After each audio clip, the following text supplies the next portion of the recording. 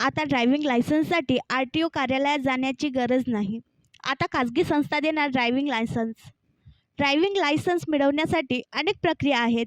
यामध्ये चालकाला ड्रायव्हिंग टेस्टपर्यंत लेखी परीक्षा उत्तीर्ण करावी लागते. या संपूर्ण प्रोसेससाठी काही दिवस किंवा आठवडे लागतात. पण आता रस्ते वाहतूक आणि महामार्ग मंत्रालयाने ड्रायव्हिंग लायसन्सच्या नियमांमध्ये महत्त्वाचे बदल केले आहेत. आता लोकांना RTO कार्यालयात जाऊन ड्रायव्हिंग टेस्ट देण्याची गरज भासणार नाही.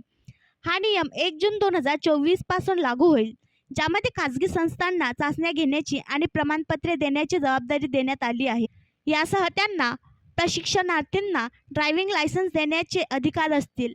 या नवीन नियमानुसार विहित मर्यादेपेक्षा जास्त वेगाने गाडी चालवल्यास चालकाला 1000 ते 2000 रुपयाचा दंड भरावा लागू शकतो.